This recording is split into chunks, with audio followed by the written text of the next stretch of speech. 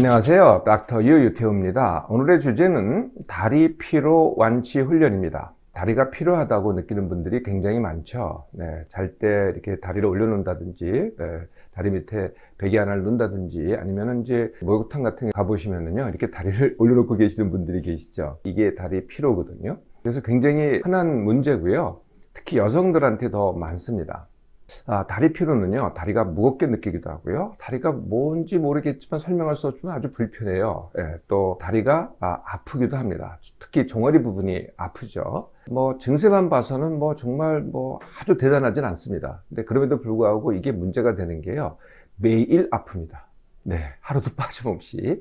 언제 더 아프냐? 내가 힘들고 지칠 때, 그리고 저녁 때, 특히 자기 전에 이게 다리가 더 아프고 무겁고 피로감을 느낍니다. 아까 말씀드렸듯이 이제 다리를 올려놓고 있으면 좀 이렇게 시원하다, 좀 더 편하다, 덜 무겁다 이런 느낌을 받게 되죠. 이렇게 흔한 다리 피로, 그동안 어떻게 해결을 하셨나요? 제일 많이 해결하는 게 역시 다리 올려놓기고요.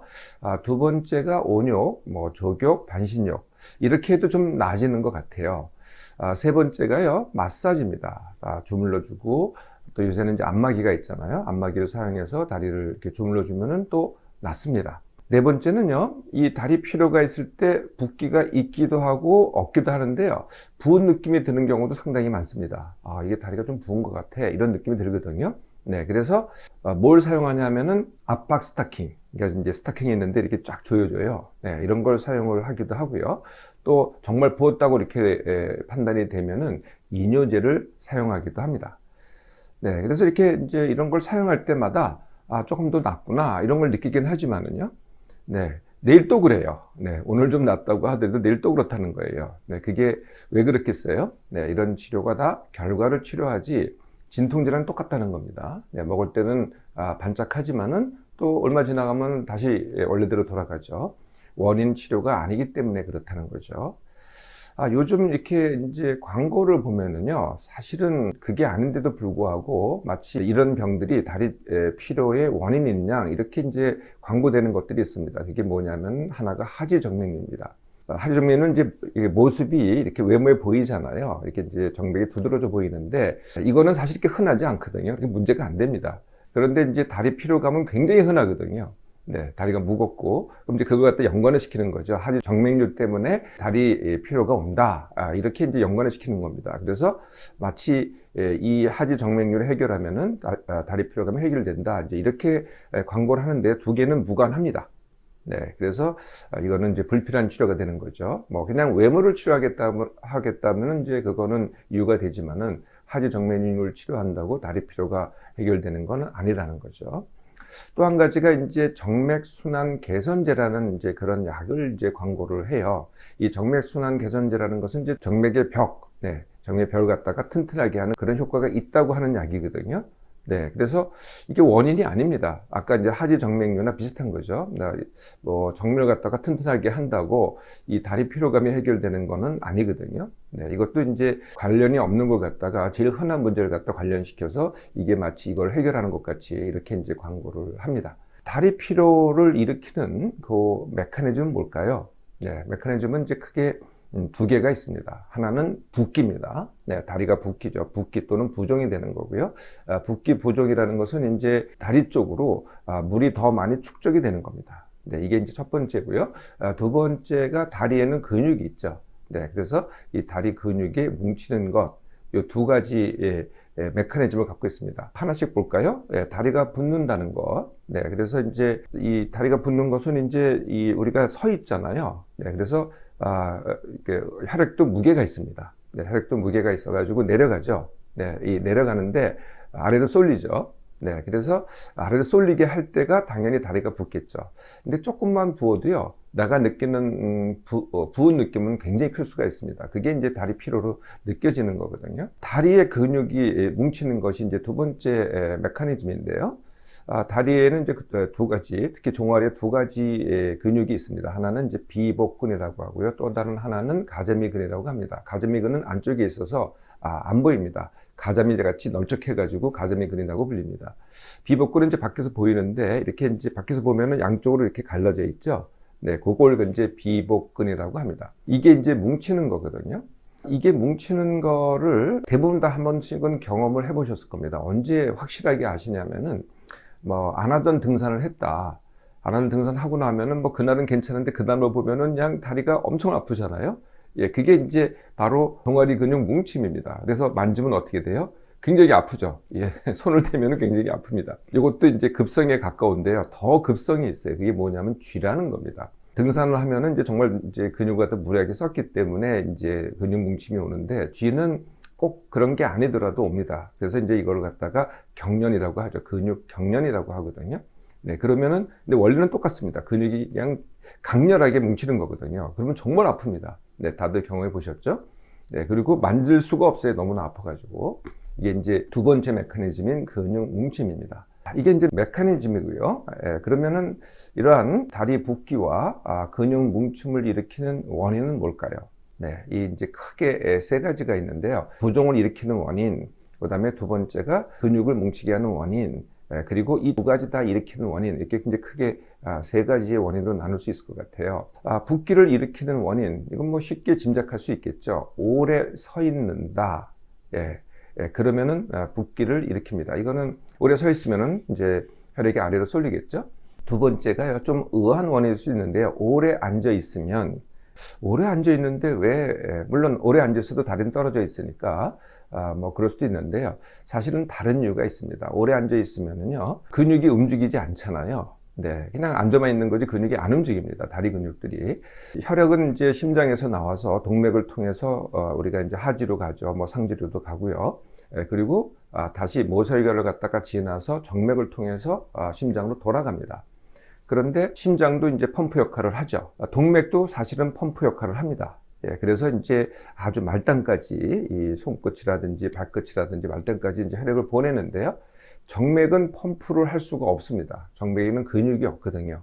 네, 그러니까 펌프가 없어요. 예, 그러면 어떻게 되돌리느냐? 정맥이 되돌리는 게 아니고요. 정맥을 감싸고 있는 근육들이 수축함으로써 정맥을 눌러줍니다. 누르니까 어느 쪽으로 움직여야 되는데 정맥 안에는 이제 판막이라는 게 있어서 한쪽 방향으로만 가게 돼 있거든요. 네, 그게 심장 방향으로 가게 돼 있어요. 근육이 움직여야만 올라간다는 거죠. 네, 근데 가만히 앉아 있으면 어떻게 되겠어요? 네, 근육이 안 움직이니까 안 올라가겠죠. 그래서 이제 수분이 물이 정체되게 됩니다. 이게 이제 두 번째 원인이고요. 세 번째 원인이 조이는 옷을 입었을 때, 이것도 이제 짐작이 되시죠? 네, 조이는 옷을 입으면 꽉 압착을 하니까 어떻게 되겠어요? 정맥이 눌리죠. 근육이 이제 이렇게 수축을 해서 정맥을 누르는데 또 거꾸로 조이는 옷을 입으면은 그게 정맥을 누르기 때문에 못 올라가게 하겠죠.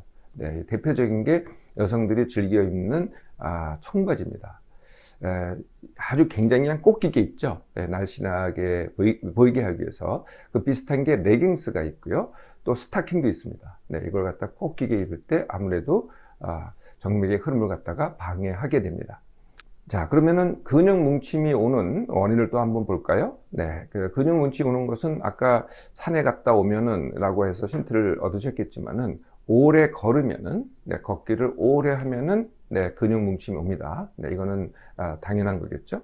두 번째가요, 자세입니다. 우리가 이제 서 있는 자세에서 무게 중심이 어떻게 보이시죠? 근데 무게 중심이 몸에 앞으로 갔을 때, 이렇게 앞으로 갔을 때, 무게 중심을 보면은, 그러니까 서 있는 자세에서 뭐 옆으로 간다 이런 것도 있겠지만은요, 지금 말씀드리려고 하는 것은 무게 중심이 앞에 있을 때 또는 뒤에 있을 때.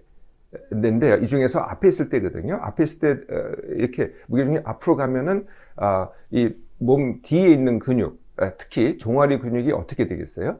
앞으로 가면은 쓰러지잖아요. 그러니까 쓰러지지 않게 하려고 이 특히 종아리 근육, 허벅지 근육이 당깁니다. 거기다 힘을 줘야 되겠죠. 그걸 안 떨어지게 하려니까. 네, 그래서 종아리 근육이 뭉치게 되는 거거든요. 무게중심이 앞에 있을 때.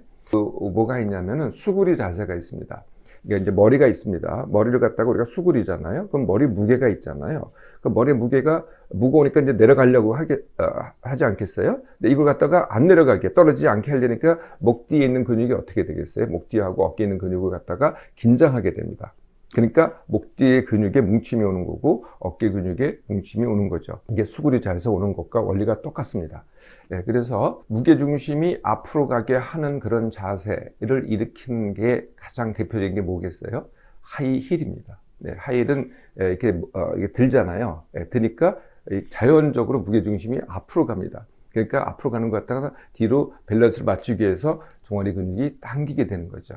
이게 이제 가장 흔한 원인입니다. 이렇게 이제 각각의 붓기의 원인 그리고 근육 문취의 원인의 각각의 원인을 봤는데요. 이걸 갖다가 다 일으키는 원인이 한 5가지 정도가 있습니다. 하나는요, 내가 힘들고 지나칠 때. 네, 이거는 사실은 제가 모든 병, 모든 증상, 심지어 노화의 원인이라까지 말씀드리죠. 힘들고 지나치면은요, 붓기, 이렇게 근육 뭉침이 더 심해지고요. 또 그것을 느끼는 뇌에서 그걸 더 크게 느끼게 만듭니다. 이게 이제 거의 대부분이 갖고 있는 그런 원인이 되겠고요. 두 번째가 만성 탈수입니다. 만성 탈수는 딱 2% 정도, 1 내지 2% 정도의 물 부족이 만성적으로 올 때, 1개월 이상 올 때를 만성 탈수라고 하는데, 특히 여성들이 많다고 제가 늘 말씀드리죠. 커피, 차, 음료만 주로 마실 때, 물을 안 마시고, 그러면은 또 탈수가 있는데 어떻게 붓기가 오느냐, 이렇게 의아하시는데요. 이게 그렇습니다. 어떻게 되냐면요. 물은 정말 생명이거든요. 뭐 밥은 안 먹어도 되는데요. 물은 안 먹으면은 뭐 몸에서 큰일 납니다. 네. 그러니까 몸에서 물이 부족하면은 이거 더 축적을 해야 되겠구나. 네. 그래서 오히려 붓기를 일으키죠. 반사작용으로. 네. 그러면 더 안 먹습니다. 그러면 조금은 빠지는데 또 몸이 큰일 났구나. 그러니까 또 붓기를 또 일으킨다는 거죠. 네. 그래서 이제 만성 탈수가 원인이 됩니다. 만성 탈수는 붓기의 원인도 부종의 원인도 일으키지만은요, 근육을 만성적으로 뭉치게 하는 또 원인이 되기도 합니다. 세 번째 원인이 당연히 운동 부족이겠죠. 운동을 잘 안 한다든지 아니면 몸을 아예 안 써요. 그냥 가만히 앉아만 있든지 누워만 있어요. 그래도 당연히 근육도 더 잘 뭉치게 되고 그 다음에 정맥순환이 안 돼서 붓기도 더 잘 오겠죠. 네 번째 원인이 비만입니다. 비만도 뭐 이렇게 짐작이 되시죠? 네, 비만이 있으니 어떻게 되겠어요? 근육 뭉침이 더 잘 오고요. 정맥순환이 더 잘 안 됩니다. 그리고 일시적인 원인이긴 하겠지만은 임신이 있겠죠. 임신도 비슷한 원리입니다. 임신 자체가 몸을 붓게도 하고요. 체중도 많이 늘어나잖아요. 네, 그런 이유 때문에 또 다리 피로를 붓기와 근육 뭉침을 더 많이 만드는 원인이 됩니다. 자, 이제 다리 피로의 진짜 원인을 아셨으니 완치훈련도 쉽게 하실 수 있으시겠죠? 네. 항상 시작은 내 몸맘 회복 훈련입니다. 내 몸맘 회복 훈련은 되게 단순하죠. 같은 시간에 일어나기, 같은 시간에 밥 먹기, 그리고 2주 정도 무엇을 해도 10% 덜하기. 그게 일이 됐던, 뭐 놀기가 됐던, 운동이 됐던, 모임이 됐던, 뭐를 해도 10% 기력을 남겨서 하기. 네. 그러면 이제 처음에는 덜하게 되는데요. 실제로 해보시면 한 2주 정도 해보시면은 덜했던 것을 더 잘하게 됩니다. 네, 이건 해보시면 압니다. 네, 이게 이제 내 몸맘 회복 훈련이고요.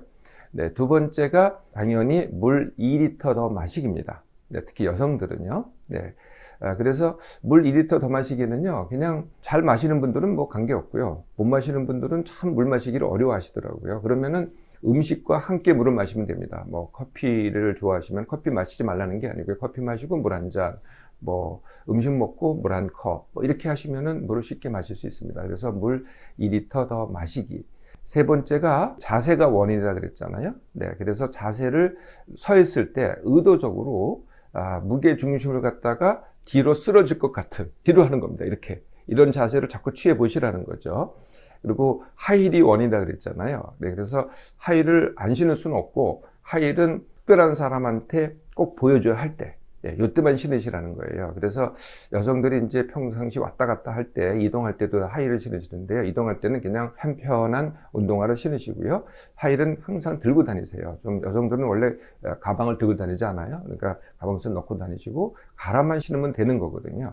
요새는요, 운동화도 상당히 정말 세련됐더라고요. 운동화 신고 다닌다고 누가 뭐라고 할 사람이 없거든요. 네, 그래서 하이힐은 꼭 필요할 때만 신어라 라는 겁니다. 네 번째는요, 다리 올려놓기입니다. 다리 올려놓기는 두 가지 자세에서 할 수 있는데요. 첫 번째가 눕기 자세, 두 번째가 앉기 자세입니다. 눕기 자세에서 다리 올려놓기는 뭐 누구나 쉽게 하실 수 있겠죠. 뭐 베개 하나 올려놓는다든지 쿠션 하나 올려놓는다든지 뭐 요새는요, 뭐 다리 올려놓는 무슨 이렇게 목침, 그러니까 나무로 만든 것도 있더라고요. 뭐 그런 걸 사용하시든지 이거는 이제 쉬우실 것 같고요. 앉기 자세에서 다리 올려놓기입니다. 앉기 자세에서 다리 올려놓는 것은 이제 받침대가 필요한데요. 많이 사용하는 게 발 받침대입니다. 네, 그런데 다리 피로가 있을 때는 발 받침대보다는 다리 받침대가 좋습니다. 다리 거치대라고 할 수도 있겠고요. 두 가지의 차이는 뭐냐? 발 받침대를 사용하면은 무릎이 올라가고요. 허벅지가 의자에서 이렇게 뛰게 됩니다. 네, 이게 이제 불편한 자세가 된다는 거거든요. 네, 그래서 다리 받침대를 사용하시라는 건데요. 다리 받침대는 발을 받치는 게 아니고 종아리를 받치는 거죠. 종아리를 갖다가 받쳐주는 건데, 제가 앉는 자세를 늘 말씀드리죠. 앉는 자세에는요, 가장 중요한 게 엉덩이를 갖다가 등받이에 붙이라는 겁니다. 이거가 이제 기본적인 자세고요. 엉덩이를 등받이에 딱 붙인 다음에, 그리고 허벅지를 갖다가 딱 또 의자에 붙이는 겁니다. 그러면은 허벅지의 무게가 느껴져요. 허벅지에서. 네. 여기까지 하시고 그러고 나서 이 다리 받침대를 사용해서 다리를 갖다가 들어주라는 거죠. 이 다리를 들어줄 때 다리의 높이가 무릎을 또는 허벅지를 보다 더 높아서는 안 됩니다. 그건 누워서 할 때고요. 앉아서 할 때는 그거보다는 낮추라는 거죠. 예, 그러면은 그것이 가장 이 근육을 풀어주는, 긴장시키지 않는 자세가 됩니다. 네 번째까지 했죠? 그럼 이제 나머지 이제 세 가지 이유가 있습니다. 그래서 운동을 안 하셨던 분들은 매일 운동에 밀당. 네, 이것도 제가 이제 강의로 말씀드렸는데요. 간단히 말씀드리면은 어떤 운동을 갖다가 얼마나 하느냐가 이제 보통의 질문이잖아요. 어떤 운동을 얼마나 하느냐가 중요한 게 아니고요. 딱 한 가지입니다. 매일 하는 게 제일 중요합니다. 네, 어떤 운동이든지, 매일 다른 운동을 해도 됩니다. 근데 운동이라고 생각하고 매일 하시라는 거죠. 내일 또 할 건데, 오늘 세게 할 필요 하나도 없잖아요. 얼마나 해야 된다, 얼마의 강도를 해야 된다라고 이렇게 지침을 드리면은 며칠 못 합니다. 네, 그거 하려고 하다 보면은 못 하게 되거든요. 네, 그러니까 며칠 못 하는 게 중요한 게 아니라 매일 하는 게 중요하다는 거죠. 하기만 하면은요, 이제 기준이 생깁니다. 어제가 기준이 되는 거죠. 그래서 어제만큼 하든지 아니면 조금 더 하든지 아니면 조금 덜 하든지, 그래서 매일만 하시면 됩니다. 비만이신 분들은 그게 원인이 되니까요. 당연히 감량 다지기 훈련을 하셔야 되겠죠. 네, 임신인 분들은요. 네, 임신 자체는 그대로 가야 되겠죠. 근데 뭐만 달리게 하게 되느냐? 많은 분들이, 임신인 분들이 임신을 부담으로 생각하는 마음가짐이 거의 모든 것입니다. 네, 그래서 임신은 부담이 아니고요. 당연한 과정이거든요. 네, 그것을 임신을 쉽게 하고 즐기겠다는 마음가짐. 네, 그리고 꼭 이렇게 하던 일을 안 하실 필요 없으세요. 임신 말기까지 출산에 가까울 때까지도 얼마든지 일을 하셔도 되고요. 활동하셔도 되고요. 아까 제가 말씀드렸던 그 몇 가지를 갖다가 지키신다면은 임신도 크게 다를 바가 없습니다.